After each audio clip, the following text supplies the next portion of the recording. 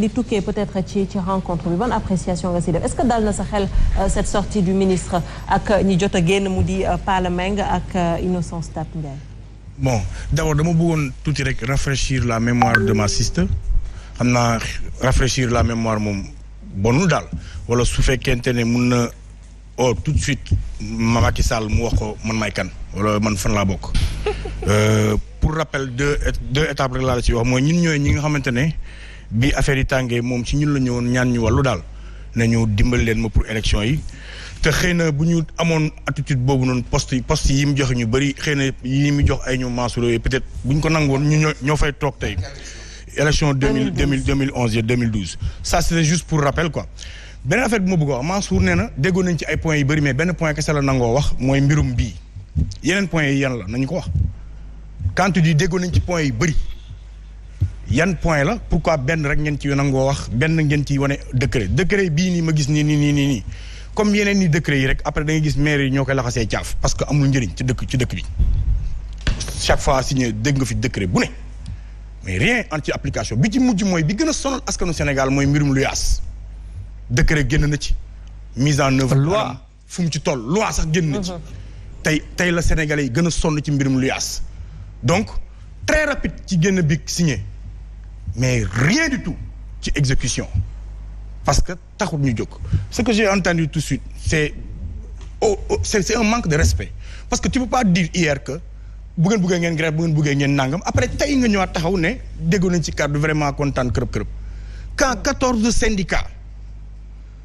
le secteur du transport aujourd'hui li fa nekk ci ay Sénégalais ëpp na 4000 ou 5000 personnes quand ils ont décidé de faire leur grève ça paralyse tout un pays dans son entier waxuma la économiquement mais ñàngum xale yi paj mi leneen ak leneen ngeen ne yéen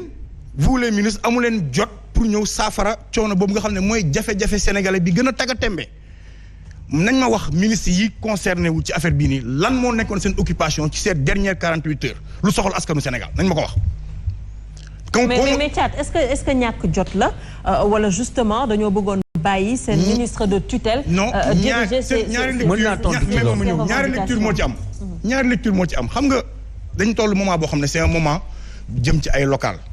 tous ces gens-là du pouvoir qui sont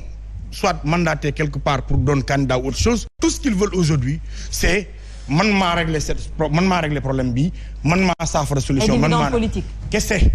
politique moo leen tax a jóg mais répondre uñ ci problème mu sénégalais yi benn affaire bi nga xamante ne gën na grawati aujourd'hui il y a des gens qui sont sortis pour dire déggoon nañ ci ko lever moo doon bi lever nañ ko mais c'est un manque de respect c'est un manque de respect total alors que yow point yi ëppal solo sax sénégalais yi yow waxu leen ci jëlu leen ci ay solution kon li ma mën a wax ba wax ko mooy ne man sama yéene mooy grève bi jeex sama sàkku mooy grève bi jeex parce que même bu fekkente ne Modou Ndiaye dafa am oto di nga romb nit bu ne la dimbali ma nga yóbbaale ma kon yow mi am oto sax yëg nga grève bi waxutuma laak ñi amul oto taxaw ci arrêt yi di xaar ku leen yóbbu kon li ñuy sàkku di ko ñaan mooy grève bi jógee fi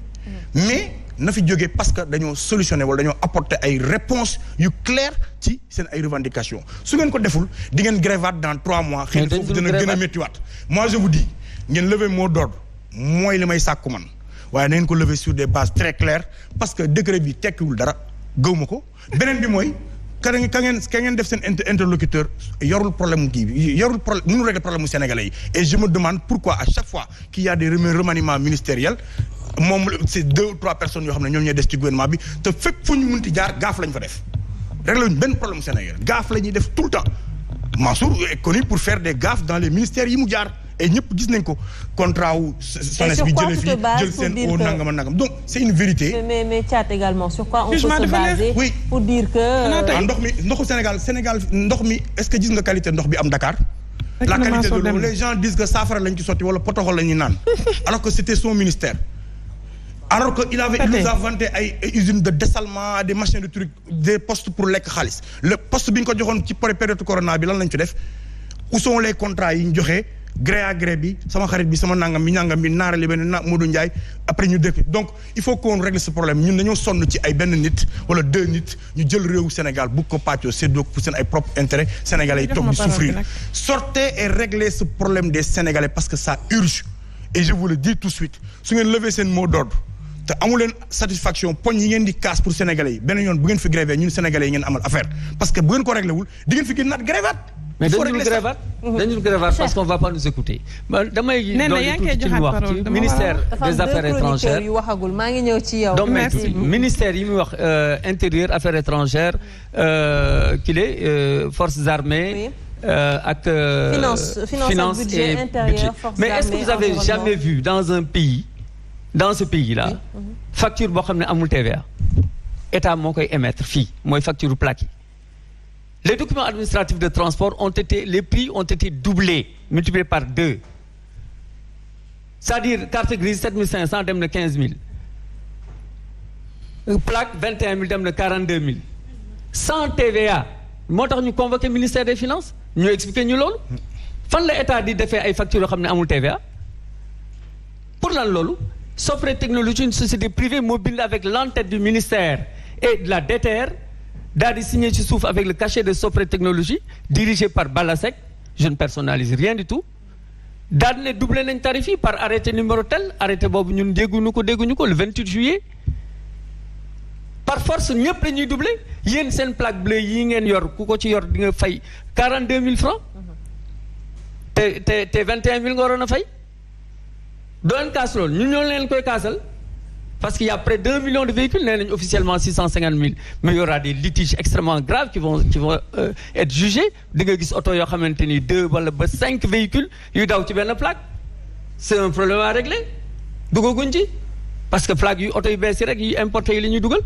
les immatriculés. Mais si vous commencez à immatriculer plaque bleue, vous avez fait tout le D'accord. Et voilà.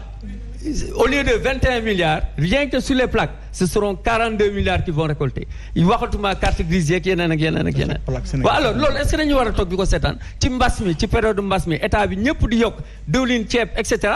ñun état bi dañu yokal suñu plaque diko doubler. Loolu lañu war tok diko sétane. Tracasserie policière fépp la ba ci concessionnaire état bi sax dañ leen di jappalé ci loolu. Bo maraîcher gi ni hein? Maraudage da ngay yor sa taxi war a génn ci région bi ñu ne la déet da ngay marauder ab agent bu boo maraîcher moo lay jàpp ànd ak benn policier wala gendarme taxaw fële ca mbaa fii ci biir dëkk bi ne la da ngay marauder yow nga yor sa taxi yëpp nit ne da ngay génn Dakar ñu ne la da ngay marauder te tu as le droit de le faire fay ko le 24 000 francs nga dem police centrale ñu fay la ko le 12 000 contravention bu amul fenn si suñu këyit 6 000 la yem est-ce qu'il faut continuer à laisser faire.